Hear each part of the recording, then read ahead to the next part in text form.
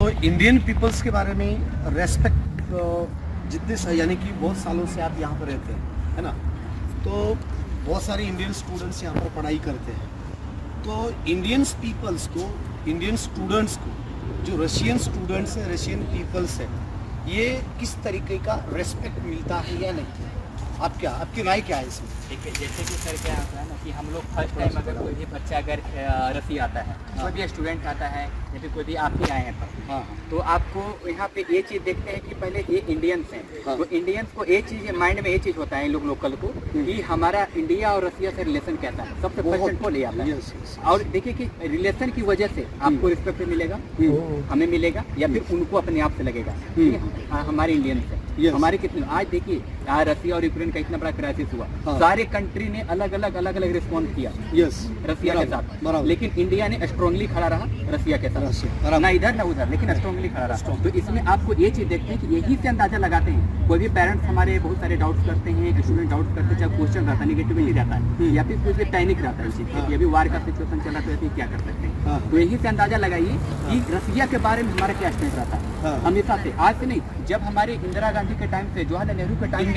Independence जो जब हुआ 15 अगस्त 1947 से, उसके बाद से आप देखिए अभी तक रसिया, और अभी देखिए ना 85% जो हमारा सारा चीज जो भी आर्मी का हर वो प्रोडक्ट हो रहा है वो रशियन पार्टनर के साथ होता है। अमेरिका का क्या है, अमेरिका अलग चीज है। हाँ। अमेरिका के साथ हम उतनी अच्छा बॉन्डिंग नहीं है। हाँ। रिलेशन अच्छा है, रिलेशन तो सबके साथ अच्छा रखना पड़ता है, लेकिन बॉन्डिंग जो है ना वो रसिया के साथ बहुत ज्यादा क्लोज है। हाँ। जब मैं फर्स्ट टाइम सर आया था मतलब 2015 में, तो मैं यहाँ पे जब ओरेनबर्ग में ये चीज उतरा था, क्योंकि हमारी जो फ्लाइट थी ना डायरेक्टली मॉस्को से ओरेनबर्ग थी। तो जब मैंने उतरा तो सबसे पहले यहाँ पे इंडियन, यहाँ पे लोकल लोग जो होते हैं ना, तो सबसे पहले हाथ जोड़ के पहले नमस्ते ऐसे कर, मतलब एक नमस्ते। तो हमको इतना अच्छा रिस्पेक्ट थी, इधर के लोग भी नमस्ते बोलते हैं। तो वो चीज समझिए उस टाइम के टाइम में 2015 के टाइम में, आज 2022 है, तो आप समझिए कि आप उस टाइम भी कितना अच्छा रहता होगा। यानी कि हमारे पेरेंट थे, जब आप हैं, आप एज में इतने बड़े हो, तो उस टाइम से समझ लीजिए कि कितना अच्छा है रसिया हमारे लिए, मतलब इंडियन से भी काफी अच्छा है।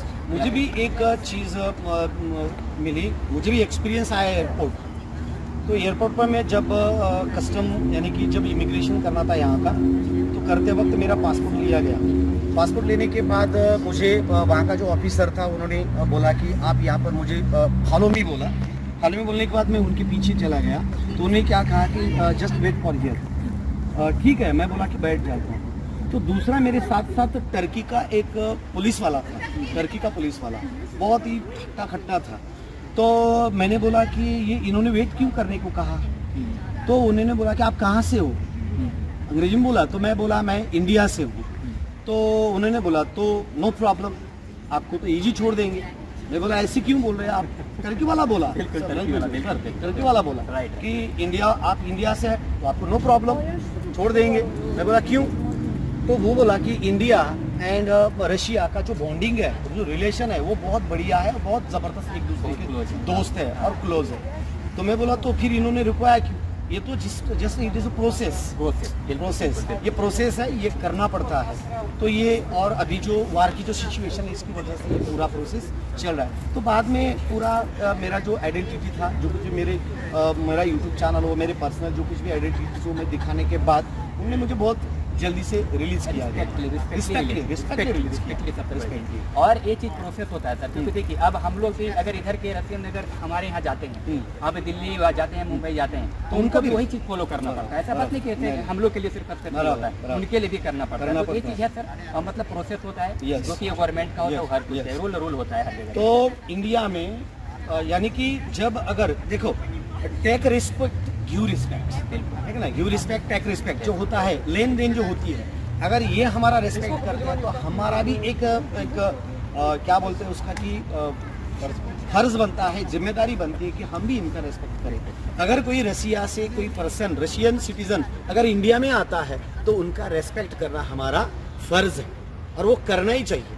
खाली इंडियन ही नहीं, जितने भी सारे फॉरेनर हमारे कंट्रीज में आते हैं, इंडिया में आते हैं, सभी फॉरेनर का रेस्पेक्ट करना, उनको हेल्प करना बहुत बहुत हमारी जिम्मेदारी बनती है।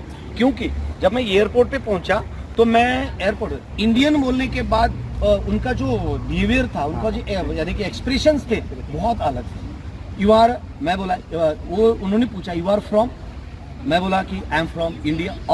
इंडिया से है, बहुत बढ़िया। तो एक इतना बड़ा ऐसा महसूस हुआ, अंदर से फीलिंग हुआ मुझे कि बहुत प्राउड फीलिंग हुआ, यानी कि इंडियन लोगों को इतनी यहाँ पर जितनी रेस्पेक्ट मिलती है, ये रेस्पेक्ट बहुत अच्छी तरह से दी जाती है, मुझे बहुत पसंद आया। तो ये दोस्तों कि अगर हम जब इंडिया में या रशिया में आते हैं तो सब लोग, रशियन पीपल्स, रशियन गवर्नमेंट हो, रशियन सर्वेंट हो, रशियन पीपल्स हो, रशियन स्टूडेंट्स हो, रशियन वर्कर्स हो, ये सब लोग इंडियन लोगों की बहुत बहुत रेस्पेक्ट करते हैं।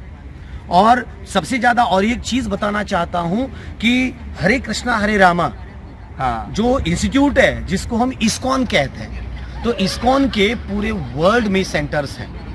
तो इस्कॉन में काम करने वाले श्री कृष्णा के भक्त दुनिया में सबसे ज्यादा, आप बोलेंगे इंडिया से ज्यादा, हाँ इंडिया से भी ज्यादा श्री कृष्णा के भक्त, श्री कृष्णा के फॉलोअर्स रशियन हैं।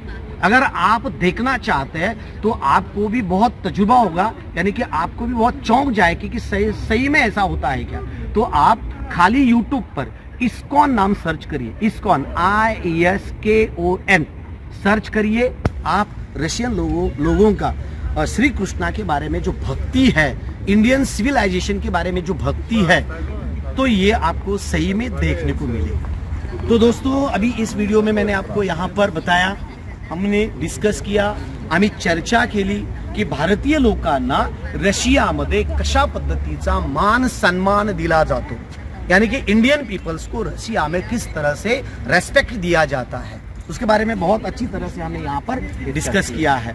तो आगे हम देखेंगे कि इंडियन स्टूडेंट्स को लाइब्रेरी किस तरह से मुहैया किया जाता है, बुक्स किस तरह से दिया जाते हैं, और लाइब्रेरी किस तरह से ओरेल स्टेट मेडिकल यूनिवर्सिटी में, तो वो लाइब्रेरी के बारे में अभी हम यहाँ पर देखेंगे। तो चलो तब तक Jai Hind, Jai Bharat, thank you, take care, bye bye.